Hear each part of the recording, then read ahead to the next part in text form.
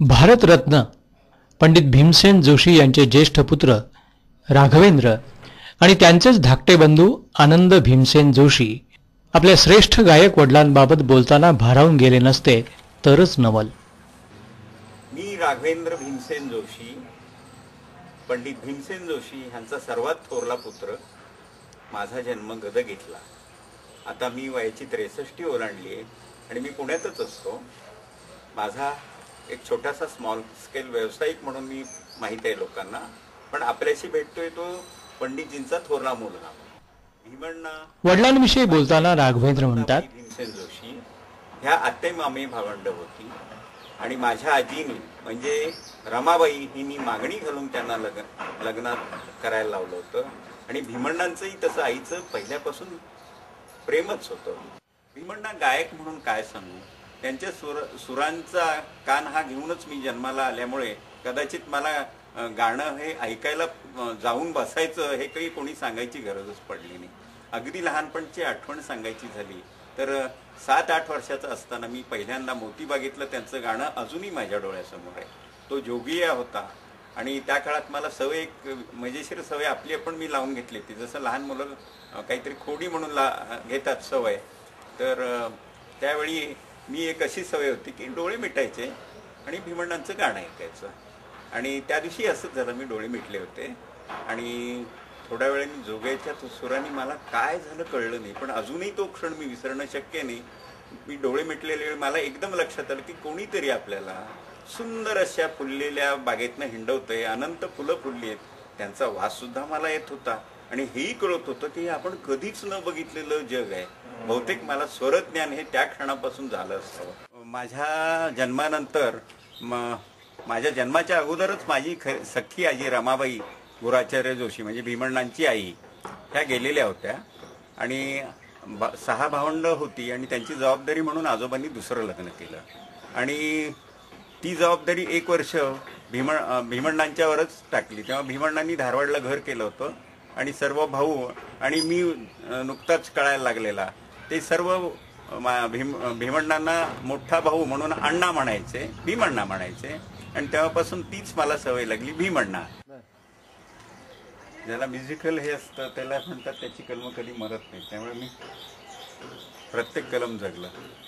खूप छान, मी enjoy lot. ह्या चिक्कूला तर जवळजवळ पोती चिक्कू येतात आणि अतिशय गोड. भीमण्णांचं आवडतं फळ चिक्कू आहे, त्यामुळे मी कायम त्यांना चिक्कू, माझ्या बागेतली केळी ही कायम त्यांना आलं की पहिला मोठ्या देवाला जसा नैवेद्य असतो तसं आम्ही नेऊन त्यांना देत होतो आणि तेही अगदी प्रेमाने तो घेतात आणि खातात आणि आठवणीने सांगतात वा जकास, असं एक त्यांचा आतून एक खर्जातला खरा जकास म्हणायचा आवाज आहे आणि तो खूप वेळा मी त्यांच्या तोंडून ऐकलाय.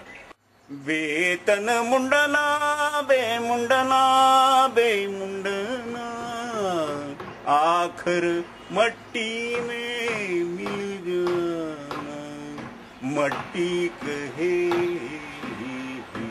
कुम्हार को बे तू क्यों खो दे मुझको, एक दिन ऐसा आएगा कि मैं गडाऊं.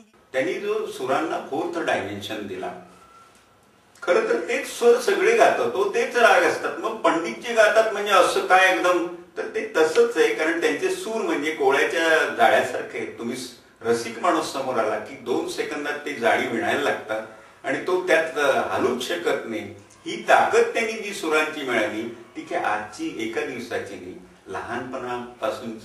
खरं तरी जन्मताच त्यांच्यात संगीत हे जन्म घेऊनच आले, कारण त्यांची आई जी रमाबाई म्हणजे माझी आजी सख्खी, ती अतोनात सुंदर पुरंदरदासांची पदं म्हणायची. माझ्या सासूबाई सौभाग्यवती सुनंदा भीमसेन जोशी त्यांच्या पत्नी म्हणतात, आकर्षणी आठवणी येते, कारण सुमारे 40 वर्षापूर्वी त्यांनी एक उखाणा घेतला होता माझ्या मैत्रिणीच्या घरच्या समारंभात, ज्यामध्ये त्यांनी असं म्हटलं होतं, महाभारतीय युद्ध टाळण्यासाठी कृष्णाने केले अथक प्रयत्न, भीमसेन रावांचं नाव घेते, ते आहेत भारतरत्न.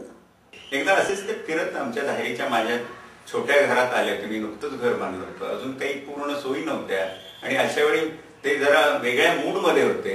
मूडमध्ये असले की त्यांना कसली बंधनं नसायची. अशा वेळी ते मुक्तपणे प्रेमाने बोलायचे. तेव्हा मी त्यांना विचारलं मारवा, हा, तर ते थोडे गुणगुणायला लागले आणि मग मी त्यांच्यावर थोडं गुणगुणायला लागल्यावर त्यांनी मला एकच जागा त्यावेळी शिकवली.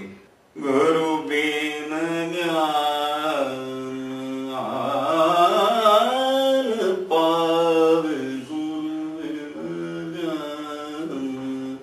धमगरे गमग मगरे गरे गरे गग मम गग रे रे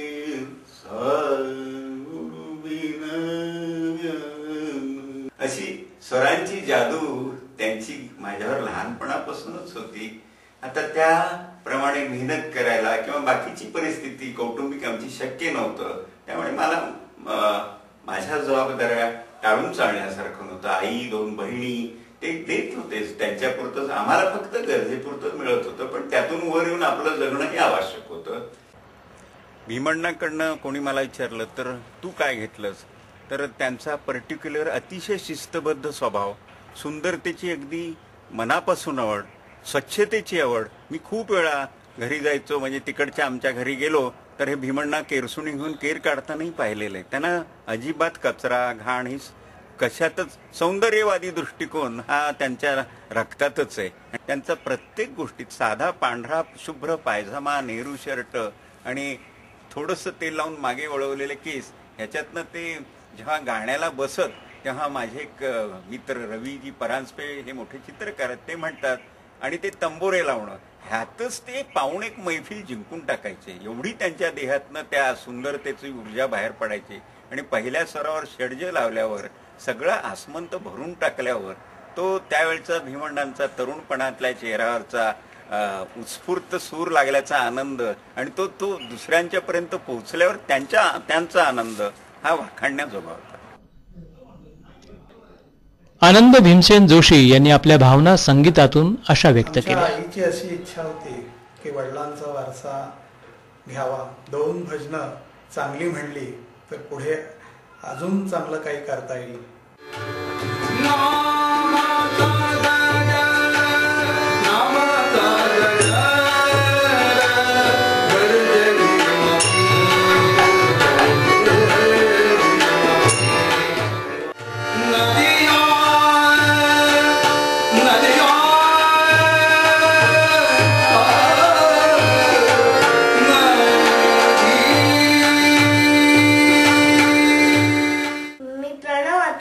मला पंजोबांचं गाणं खूप खूप आवडतं. ई सकाळसाठी सुभाष इनामदार, पुणे.